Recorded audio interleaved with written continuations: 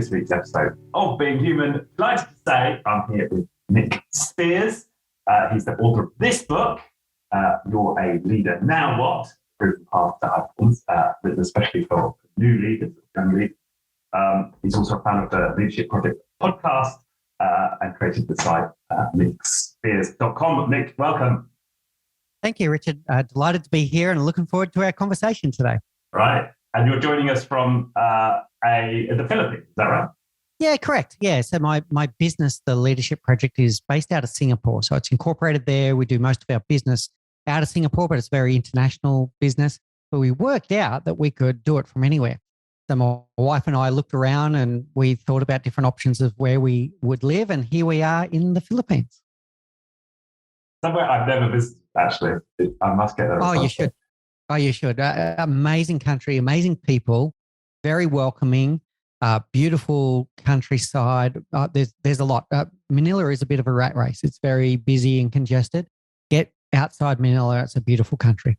And is that where you are? Are you out more in the countryside?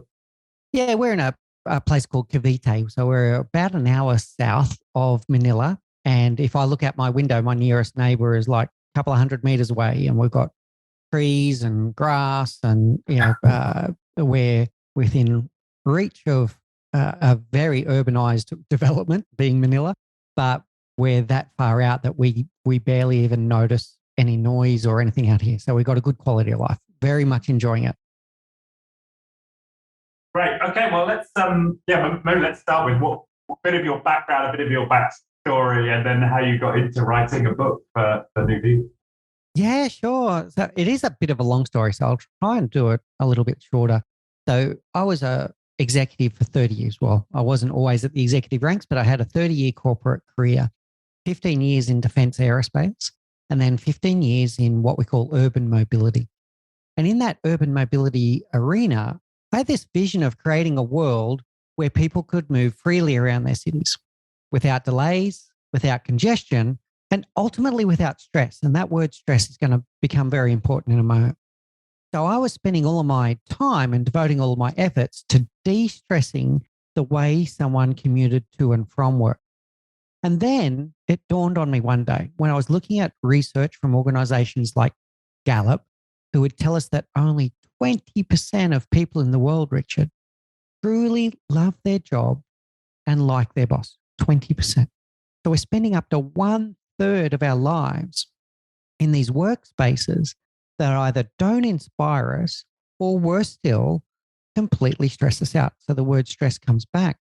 So I spent 15 years of my life trying to de-stress the way someone commuted to and from work, only to discover and to start deeply researching that it was actually, for most people, the stressful part was within the four walls of that organization and their job. So that stemmed a whole bunch of things. So I started the podcast to have these deep conversations with leaders about rethinking and challenging what it means to be a leader. I went and did my coaching certification through the International Coaching Federation and a Singapore-based entity called Coachmasters Academy, global business, wonderful business, Dr. Ben Coe. And the more and more I researched and got into this field of leadership and coaching and rethinking what it means to be a leader, the more I found myself in a flow state. And I found that I was completely absorbed. I would completely lose track of time anytime I was talking to someone about leadership, coaching them about leadership, teaching leadership, etc. So that's what inspired the book. And it's going to be the first of many books. I decided that to reach an audience and get out there with a message that we need to rethink the way that we think leadership should be done and break the mold, I decided to start with the first-time leader. So the first book is designed around that leader that's got the tap on the shoulder, they've been told they're a leader and they don't know where to go. And we can probably talk more about that as we unpack the book. Yeah. Then in January this year, that's when I started the Leadership Project as a business. So I left corporate world and now the Leadership Project is a leadership academy. It's got the coaching practice and we also do high performance team workshops. But it's all driven by this desire to give people back quality of life in the workplace. And And if people are having this stressful, awful time at work where they get there after their commute, why do you believe it's leadership? Why choose that as the aspect to focus on in terms of people improving people's work experience?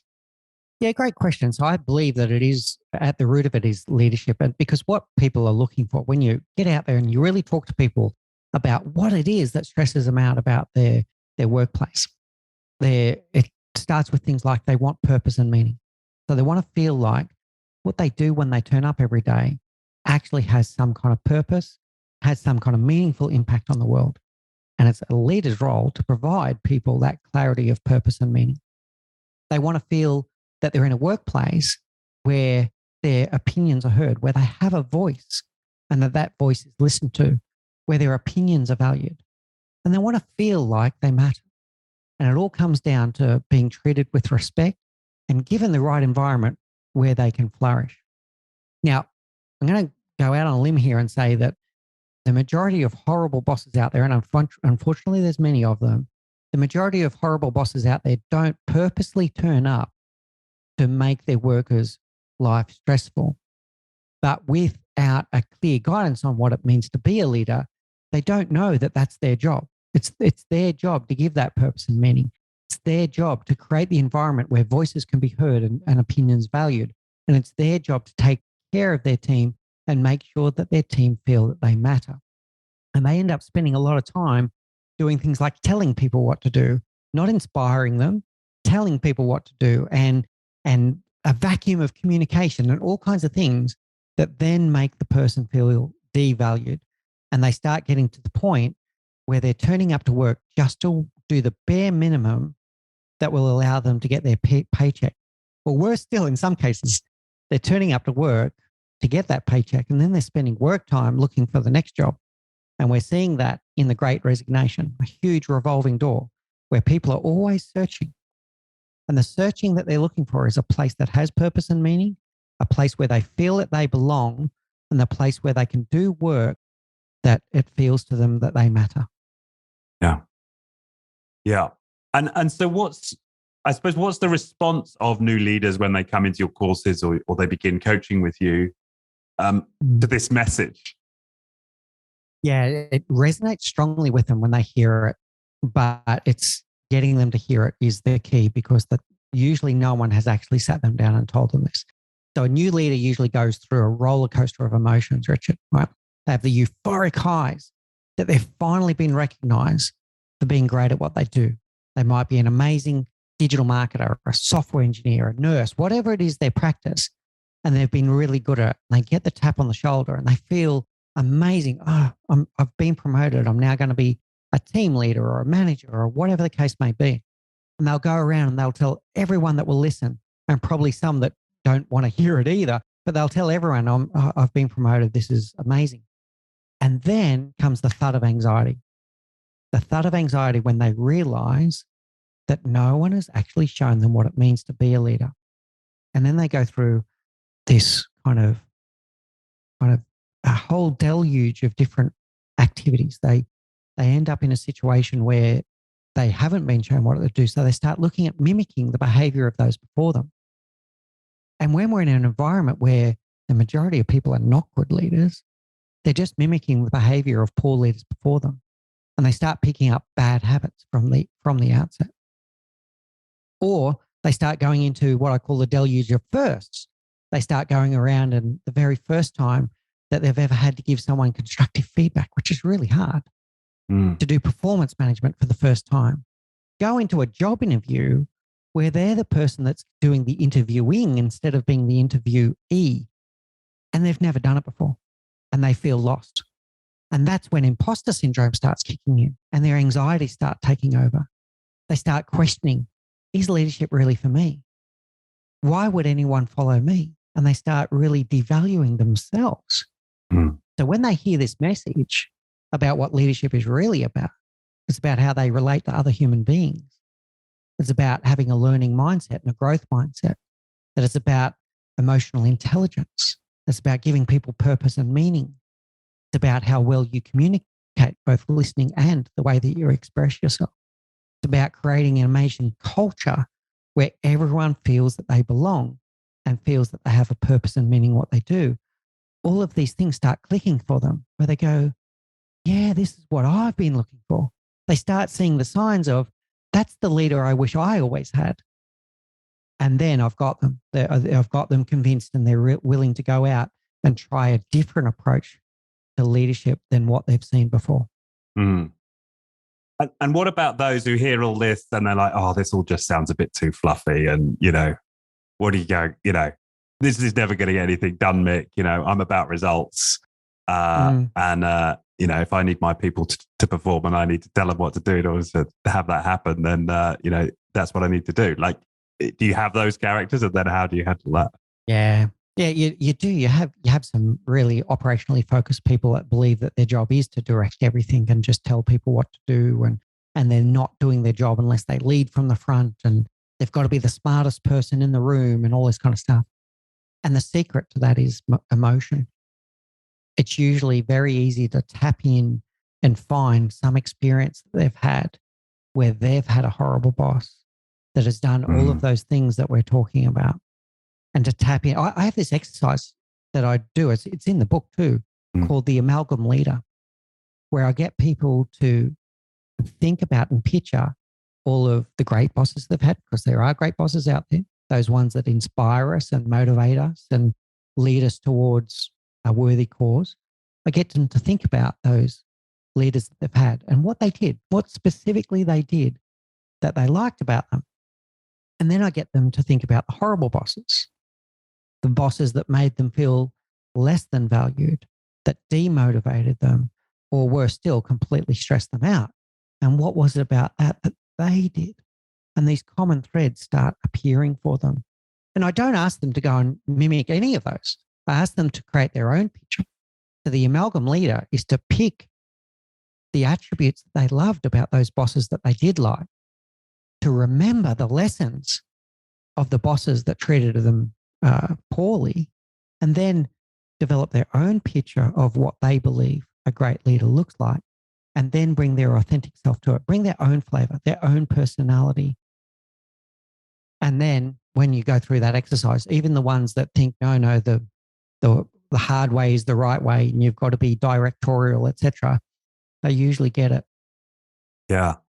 Yeah, that makes a lot of sense, because you're not really giving them a model to react against. You're telling them or inviting them to create their own model, right? So it's their creation. Exactly. And then they take great ownership of that, right? They've been through a journey of self-awareness, a journey of self-discovery, and they come out there and feeling that they own this model of leadership, and they're going to become the leader that they want to become, not some model of some alpha style leader that they've had in the past, where they think, oh, that's what leadership is. Right. And I guess the question then is there, do you ever find that there is a case for, as you described, the alpha leadership moments of crisis, or are there scenarios where that makes sense, or is your research finding that no, in pretty much all situations, these set of values we've laid out are most important? Yeah, I'll put it a different way. I don't think there's any place for the alpha style leadership in the future. It's here at the moment. And unfortunately, some of those leaders get looked up to and heralded and the like. There is a moment in time for decisiveness. It could be a time pressure. It could be a crisis. But that during that moment of decisiveness, the really amazing and great leaders still surround themselves that have different perspectives and different viewpoints of what's going on. And they're listening intently. They're listening with an open mind. They're listening with an open heart. They're listening with an open will. And the very clever ones are able to bring that together very quickly and go, okay, clearly this is the course that we need to go. And they do go into a little bit of a decisiveness and a direction at that point, but it's not without pausing to very quickly collect viewpoints from people around them that have got different experiences, different diverse backgrounds that can actually give them different perspectives of the same situation. Boss, have you considered this? Boss, have you considered that? And they're very quickly processing. But in a crisis situation, then there is a moment where they do have to stand up. It could be standing up in front of a press conference and saying, this is the direction I'm taking the company and here's why. But in the back room before they stood on that podium, they've actually given their team a good deep listening to. Right. That phrase, a good deep listening to. It's the first time I've heard it, but yeah, that makes sense. And you lay out in the book these 4 levels of listening, and you talked about them there. Could you just spin through those and give a bit of flavor on each of those? Yeah, I've got to give credit here to Otto Scharmer. So Otto Scharmer from MIT, he developed a model called Theory U. And you have these moments in your career where you read something and the world starts beginning to make sense and you can really get to it. And I think this deep listening one is something that very few people have gotten onto yet. So I'd love to share it with your audience. Most people understand what active listening is. Not everyone's good at it, but most people get the concept of active listening, which is being in the moment. Like, I'm here with you, Richard, now, and you're the most important person in my world right now. I'm giving you my full attention. I'm making sure that I'm listening to you carefully, making sure I'm processing what you're saying, and I'm giving you acknowledgements along the way. Yeah, I get it. I understood your question, and we're in a great dialogue, right? That's active listening. And there's all kinds of ways that you can do that. You can paraphrase back to make sure that you got it. You test assumptions, all kinds of things. Deep listening is a new perspective, right? So most people, when it comes to deep listening, are stuck at level 1. And level 1 is when you're just listening to things that you already know, things that validate viewpoints that you've already developed in your mind. It can even go as far as only listening to what you want to hear. And you've got this unconscious bias that's going on, and it can be confirmation bias as well, where you're petitioning information that's coming into your head and you're only listening and agreeing to the things that confirm your viewpoint, and you're ignoring or blocking any contrary view. And I've got to say it, politics is classic for this. Most people vote on party lines, and when they get political information in, they've got this filter that they only really listen to the things that confirm some decision that they've already made. So yeah, it's like, I'm just thinking of that moment when you're speaking to somebody and they're like, yeah, I totally agree with you, Richard. Absolutely. That's exactly what I think. And then you come away from it and you're like, I don't really think you agree with me. Because when they sum it up and talk about what they might want to do next, it's like, well, hang on, that doesn't reflect what it is I've just told you. So it's like this sophisticated playback that in the moment has you kind of nodding with them. And then afterwards you're like, no. Oh, spot on, Richard. I love that picture that you just painted. And that's what can exactly happen.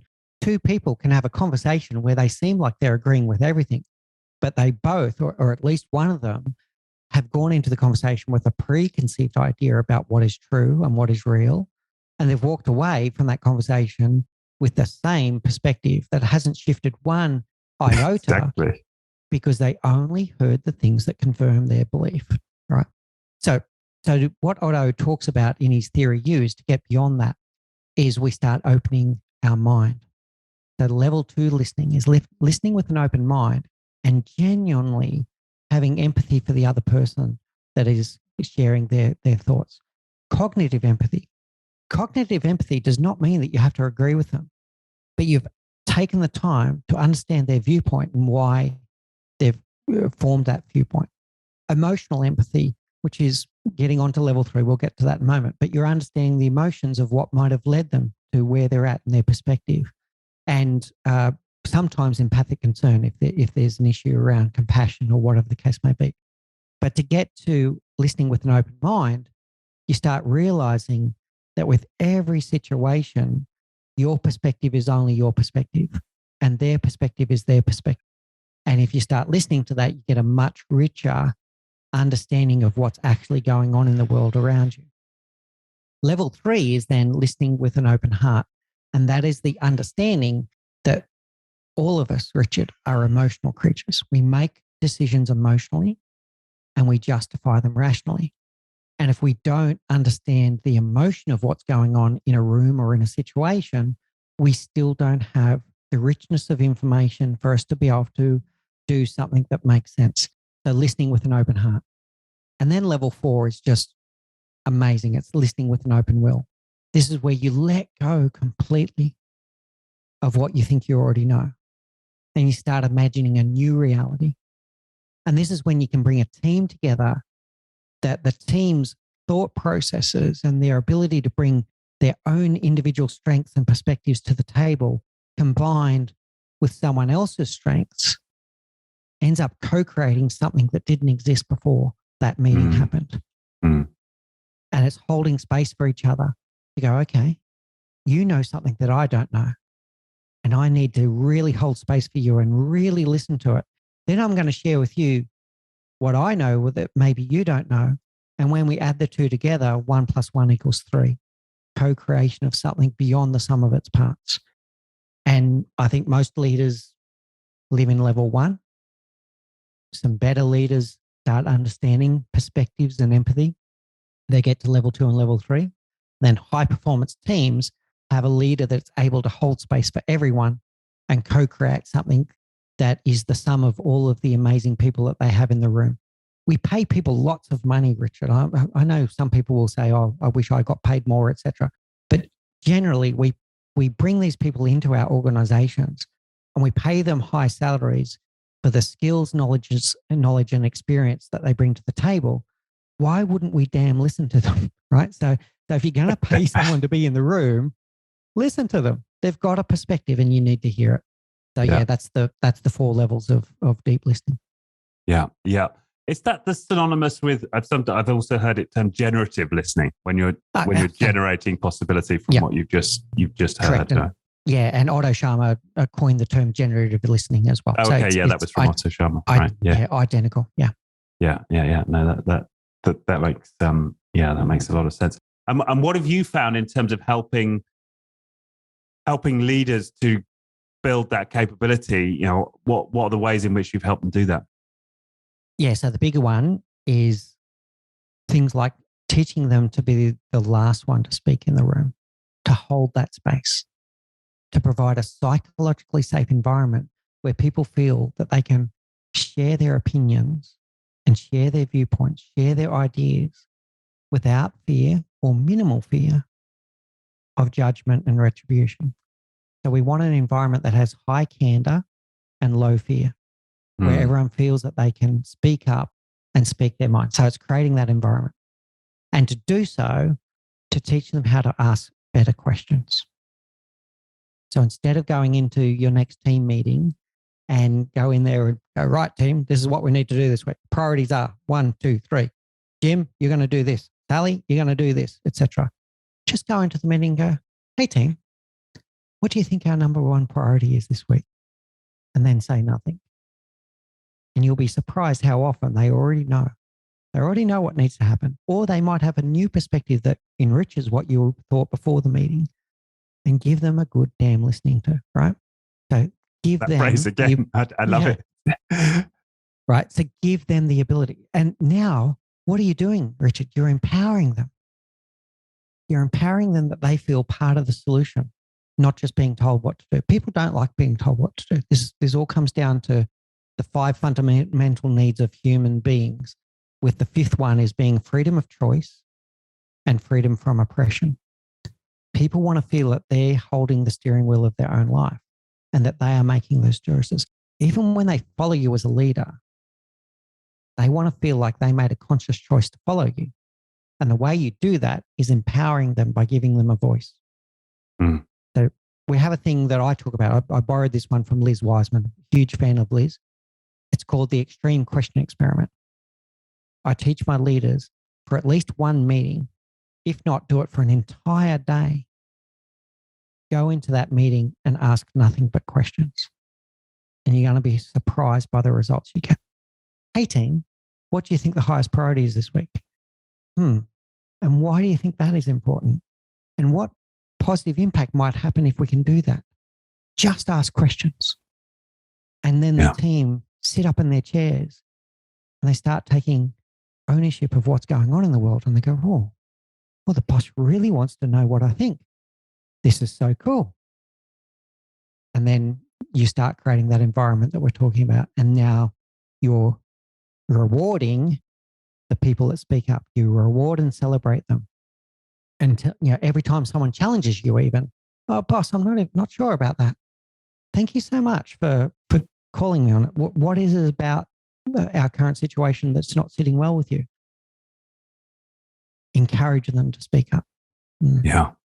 question and encourage. Yeah. And acknowledge, right? That thank them. Like, so you're demonstrating openly, I value the fact you called me on this, right? Yeah. Cool. Yeah. And it reminds me a little bit. So we had a guest on this podcast, Henry Stewart, who wrote the Happiness Manifesto from the UK. And he has another experiment, which has a similar flavor, where he challenges leaders to not make a decision for 3 months. See if you can go an entire 3 months without making a single decision. It doesn't focus on the question, but that's going to lead you. If you can't make decisions, what else are you going to do, right? You're probably going to be asking a lot of questions. Yeah. And one of the keys can be, because there's influence and there's manipulation. So the careful one is that you don't go into the meeting with a presupposed idea as to, okay, this is how this is going to pan out. And I'm just going to ask clever questions that get... I'm going to work the room to get them. Yeah, I'm going to work the room to tell me what I want to hear, right? Yeah. So you do need to make sure you're going in with an open mind. So ask the question. They may very well repeat back to you exactly what you had in your mind. Great. And just get on with it. But make sure that wasn't from a source of manipulation. It needs to be from a source of inspiration and influence, not manipulation. Yeah. And I imagine that's an art that you can train into yourself over time, right? Because it's about continuing, like catching yourself getting hooked on your own preconceived idea, letting it go, and like refocusing on the person who's speaking. And the key there is listening without judgment and asking questions that don't have a tone of judgment. So I used an example before. What positive impact might happen if we're able to do that? It's not an accusation. It's not an interrogation. It's a very open question that has no judgment attached to it. Yeah. If you find yourself going, oh, why do you think that? That's not a good question. That's a inquisition. Right? Why do you think that? It's got an element of judgment in the question. Right. And you're kind of inviting them to judge their own process. So you're naturally kind of closing it down, aren't you? Yeah. It reminds me a little bit. Have you come across clean language? Yeah, it's like clean language, exactly. Right. Like that similar discipline around keeping the question neutral and open. Yes, very good.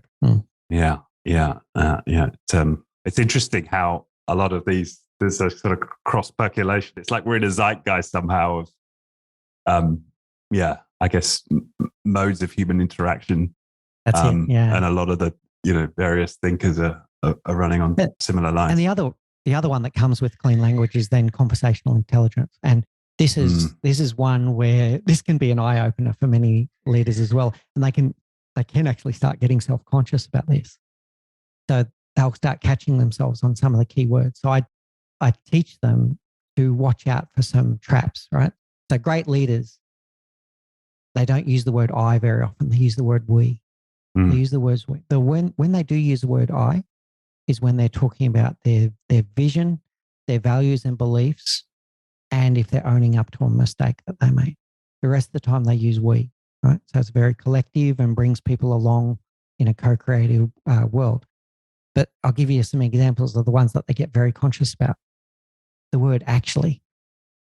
And I see this all the time. A leader that will go into a meeting and someone will pop up with an idea and the leader will say, actually, that's a really good idea. And that sounds innocent enough, Richard, but how that can be interpreted is, that's a really good idea. I'm just really surprised it came from you. So you need to be careful with the language that you're using. Yeah. And just as you say that, I am thinking about the leaders who use that word "we," and you're thinking, you don't mean we. You're talking about you. Yeah. It's got to be authentic. It's got to be authentic, and you talk about authenticity. Yeah. Spot on. Yeah. No, that makes sense. So come back again to that model, because I like that little section in the book where it's Glasser, right? Or that has William those Glasser. William Glasser. Yeah, Glasser. Yeah. Could you just talk through that? Because it was another, because I was familiar with what's the other one? The hierarchy, Maslow's hierarchy. But Maslow, sorry, So this seemed somehow simpler and just gave me a new perspective. I wonder if you could run through it for our listeners. Yeah, this one's really good. So Glasser, it's a funny side story. Glasser is best known for this thing called Glasser's pyramid, which he actually never created. That was someone doing an extrapolation of his work, and it was about the power of experiential learning. That, people don't necessarily remember what they read, they don't remember what they hear, they don't remember what they see, but they do remember what they experience for themselves, what they discover for themselves, etc. And there's elements of truth in Glass's work that did that. He just never built the pyramid. But what he did build was what's called choice theory. And choice theory has got some similarities to Maslow's, but it makes more sense to me. And it has this hierarchy of 5 human fundamental needs. And it starts with survival. Survival is our number one role. And that is why things like our root or reptilian brain can dominate our thinking if we feel that we're in any kind of danger. And that's when we get into fight, flight, or freeze. So survival is our number one. Number 2 is our need for love and belonging. And this one's really powerful. And this can end up in a situation of things like peer pressure, social conformity, etc. And I use some great examples in the book of where someone's need for love and belonging, to feel that they belong to the group around them, to feel included, sometimes becomes more important than the need to be right. And they end up doing things that maybe portray their own personal values and beliefs. I'm talking about things like hazing of new employees, or some really inappropriate behaviors at other times, at some times. Other times it's a little bit more innocent. It'll be a company culture where people say, oh, that's the way we always do it here. But no one stopped and questioned why. But they do it because they want this love and belonging. Number 3 is power. And there's an innocent explanation of power and there's a sinister explanation of power. On the innocent side, the need for power is the need to matter, to feel like as a human being, I matter. I matter to someone else, at least one other human being, maybe more. On the sinister end, and unfortunately human beings are one of the only ones that really do this, it's that want to have influence, undue influence over someone else, to control them. Control is a better word here. So unfortunately, that is one of our needs, and I much prefer to see people that are making sure that they matter, not that they control someone else. So mattering to someone else means that you serve them. Controlling someone else, it means that you're controlling, and that's not welcome. Number 4 is the need for fun, which is great, right? So sometimes we forget that. We get in our serious jobs and we have our mortgages and all this kind of stuff. Sometimes we forget to have fun along the way. And the 5th one is freedom. And that's freedom of choice and freedom from oppression. And this is really important. This is why I talk about everyone wants to hold the steering wheel of their own life. They want to feel like they made their own choices, not that you told them what to do, but that you, as a leader, inspired them into meaningful action around a worthy cause. Not that you told them what to do, that you inspired them to do it. And if everyone thinks about Glass's choice theory, and any situation you end up in the workplace and you see some behavior that's not sitting well with you, it's erratic or whatever, test it. Is this coming from survival? Is this coming from love and belonging? Is it coming from power? Is it coming from a need for fun? Is it coming from a need to declare my independence, that I'm a human being and I make my own choices? And if you have that mindset as a leader, you can explain so much more to understand, get in the psyche of your team to understand that what they do. And then check yourself so that you are less directive and more inspirational. Yeah. And what it helps for me, that model, is make sense of the cultures that I've experienced with this podcast. And I've been lucky enough to go into a lot of firms who've created extraordinary cultures, and through the qualities of the leaders who are in those organizations. And you see that, right? You see people having fun. You see people with very high levels of autonomy. And it would make sense that one of the reasons those that exist in those cultures is because they're getting those first 3 needs met, right? Yeah. Yeah. I mean, most of us have our survival, almost everyone in the West, right, have our survival needs met.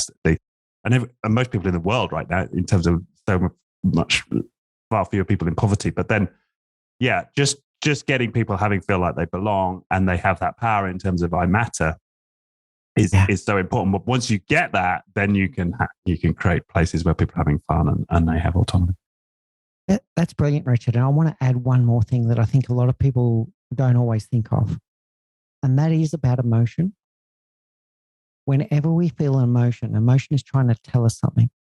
It's trying to tell us either of a met need or an unmet need.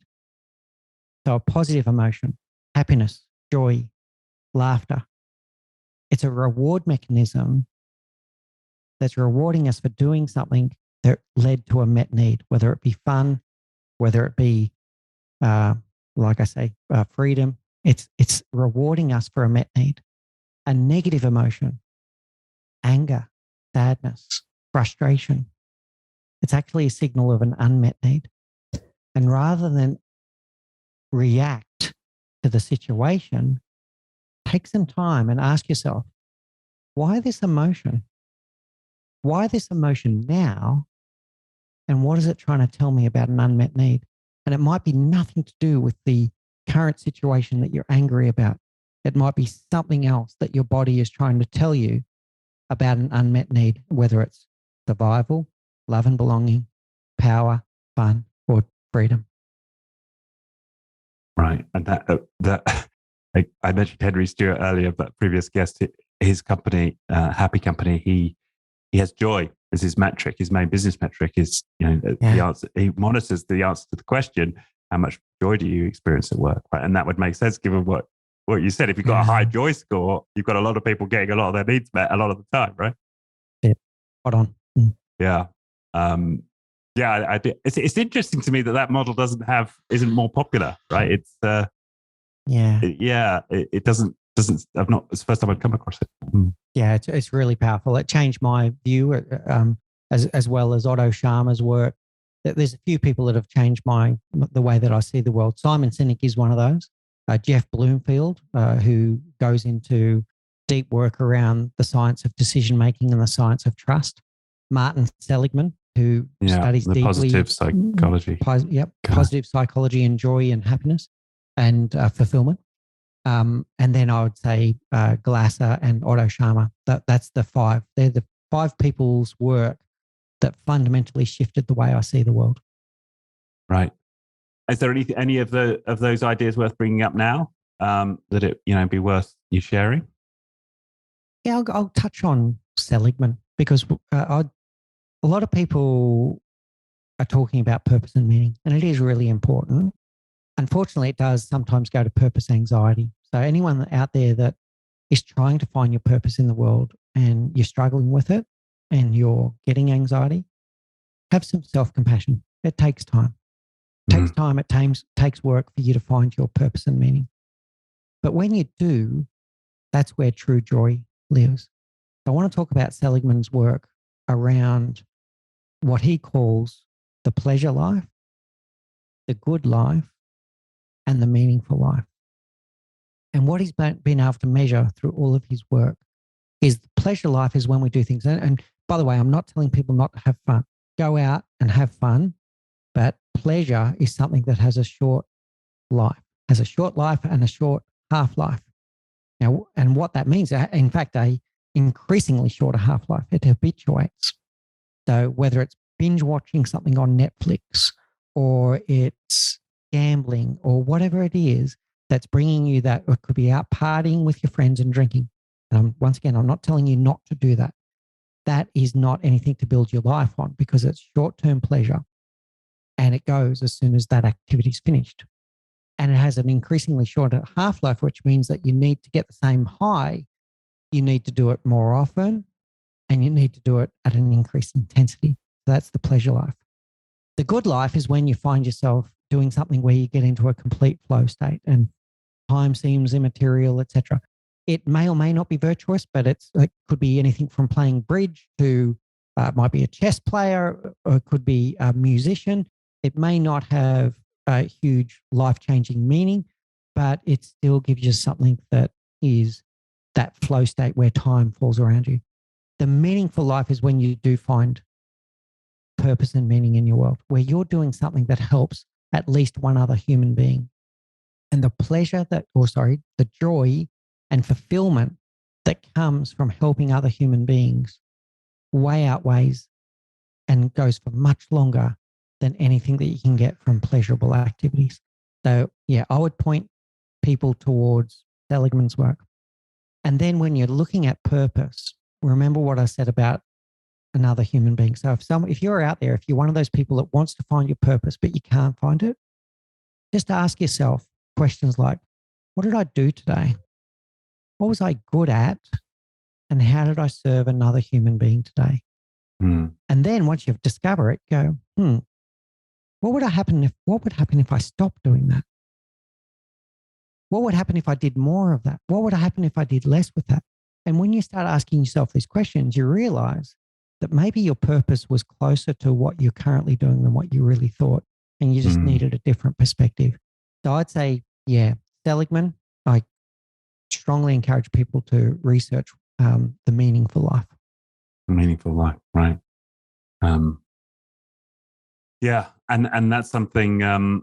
We sort of opened the conversation, to some degree in terms of that being a role of the leader. Yeah. And so for a leader, presumably to lead a conversation around purpose with those that they lead, they need to have done that work themselves. Correct, right? And so a great leader is someone that's able to surround themselves with people, right? People that complement their skills.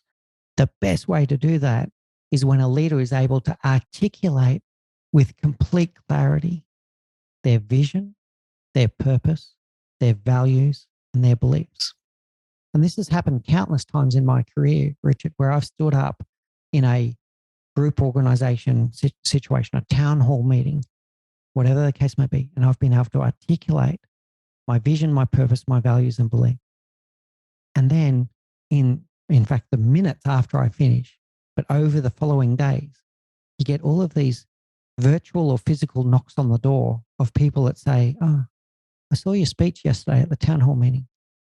Do you have any openings on your team? Right? Talented people get attracted to you when you're able to do this. And you get surrounded by people that believe the same things that you believe. And when they believe in the things that you believe, they'll then work for you with all of their might, not just for the paycheck, because now they see purpose and meaning in what you're doing and they believe in the worthy cause. Yeah. That makes total sense. One thing that we spoke about in our sort of pre-chat for this, and I thought I'd bring up is the kind of check, because you and I both are in the business of helping individual leaders develop themselves as leaders, and it's important work. And a challenge I got on a recent podcast show, and I mentioned this with you, was like, should we just be dropping this idea that our focus should be training individual leaders on becoming better versions of themselves? Is it rather more powerful to think about citizenship in the context of an organization? And rather than focus so much on individuals and their qualities and developing them, focus on the rituals of that organization that in and of themselves develop leadership capability just through participation of those, quote, citizens in those practices, be it proposing new ideas, be it daily check-ins, be it, all of the rituals that a lot of high-performing teams engage in. But, I wonder where you sort of land on that spectrum of, is it most important to develop the individual, or is it most important to look at the rituals, in the culture of the organization as an access to developing, better citizens in the organization? Yeah, it's a really tough one, because clearly you need both. And I might surprise people with my answer, because I spend so much time working with individual leaders. Where the shortcomings come with that is if I've empowered a new and upcoming leader with amazing skills that they want to go back to the workplace, they are now one P in a large organization that may or may not be able to infect the rest of them around them. A good one will, and they will start having a knock-on effect to those around them. But if they return to a toxic culture, that toxic culture may spit them up and chew them out, and they may end up going and working somewhere else, right? So I think without some of that organizational work, the work that I do doesn't have as great an impact as I would like it to have.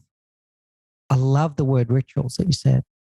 So, and it still needs to start with individual leaders for this to even happen. Of course. That's the sort of paradox there. But it's now it's more collective gathering and going, let's have these rituals. Let's have these rituals where we give everyone platform so that their voice can be heard, and then have the culture that rewards and celebrates the culture that we want to create, that doesn't tolerate behavior that is out of lines with the values and beliefs of the organization, right? So you get the behavior in the organization, you get the behavior that you reward, that you celebrate, and that you tolerate. And the tolerate one is actually potentially the most sinister in that one.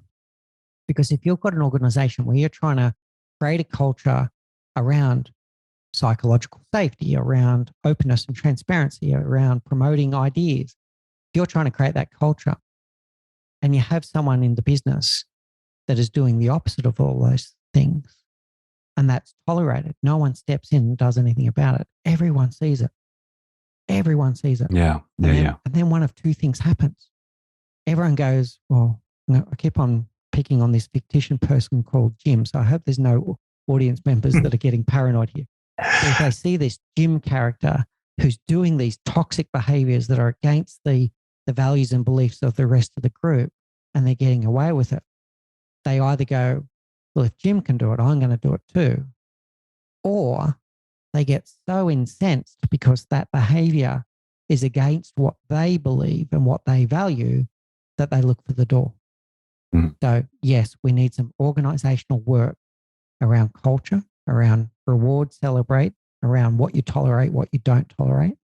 And you need rituals that allow people to be able to have that speak up culture where they can speak their mind and bring new ideas to the table.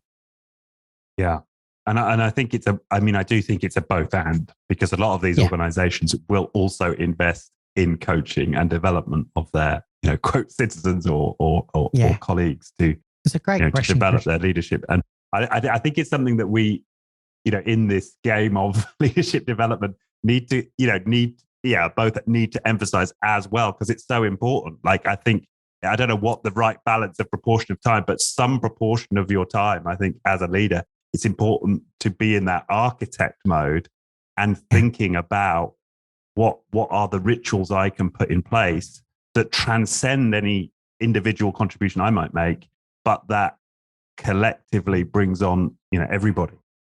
Yeah, really good, Richard. And it was a wonderful question. And it's one that we should keep on pressing on for sure. Sure. Okay. Is there anything else that you talked about in the book or that you'd like to bring up in this context of people becoming better leaders that we've not hit on? I think some other ones are the mindset shifts. So keep on thinking about those mindset shifts, particularly for that first-time leader. Always remember that what got you here will not get you to where you want to go. It may not even serve you in your current job. So if you were that wonderful software engineer, digital marketer, or nurse that I spoke about, what made you successful as an individual contributor is not what is going to make you successful as a leader. So you need to check some of that at the door. In fact, there's a little bit of a funny thing that happens. I see this all the time, Richard. I see people end up doing 2 jobs. They kind of reach back, whether it's getting back to a comfort zone or whatever the case may be, they find themselves doing large chunks of their old job whilst they start getting to grips with the new job that they've been promoted into. So you've got to be able to let go of what was working for you before and realize that your mindset now needs to shift. And along that, there's things like you do not have to be the answer to every question. In fact, that's detrimental. It robs other people of their voice. It robs other people of their opportunities if you're the one that's doing things all the time and you're the one that's answering every question. And you also need to let go of that it's not about you anymore. So if you were a star individual contributor, you were probably applauded a lot. Oh, well done. What a wonderful thing that you did there, Sally, and you're put on a pedestal. But now your job is actually to create an environment for other people to shine. So it's not about your individual contribution anymore. It's about the environment you create. So in a contradictory sentence, I apologize up front. It's not about you anymore, but it is all about you. But it's about the environment you're creating, not the work that you do. Yeah. And I actually think I seem to recall seeing some research that's done with sales teams, and there was actually a negative correlation between sales performance and as a contributor and performance as a sales manager. So if you were a great sales contributor, you've actually got to work even harder to be a good sales manager. I didn't know that one. I'm going to look for that. That's cool. Yeah. I might be wrong about that, but I seem to recall that piece of research somewhere. Yeah, no, but it's a very good point, isn't it? And you've got to just, as hard as it is, let go of that.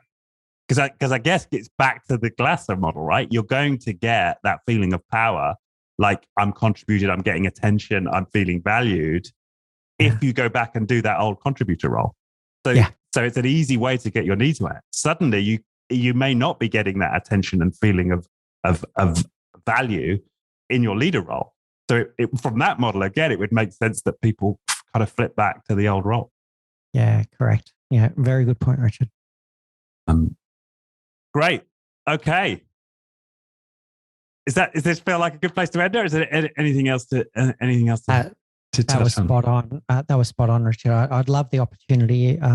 I assume you're going to edit what we're doing now, but no, we don't. I don't. You don't edit? Oh well, all about authenticity, right? Yeah, I just like the opportunity to thank you for coming on the show and to point if people want to know more about what we do, point them towards our website, which is mickspiers.com. The book is out. That's spell SPIERS. Correct. Yep. So MICK. Yeah, correct. MICKSPIERS.com. And of course, I'd love people point them towards the book. It's the number one bestseller in 6 different categories on Amazon. You're a Leader, Now What? And funnily, it's written for the first-time leader. But the feedback I get from a lot of people, I'm finding people at all stages of their leadership journey are still finding it to be a valuable resource, Richard. Yeah, I mean, I got nuggets out there, especially the Glasser work I wasn't familiar with, and I've read a ton of these leadership books. So it's brilliant. Yeah. Absolutely. Great. Well, thanks again.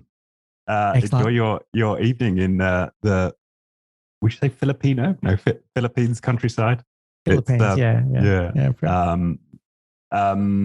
Yeah, it's been wonderful. Thank you. Yeah, brilliant, Richard. Thank you so much for having me on, and best of luck. Enjoy your podcast, and thank you again for the time today.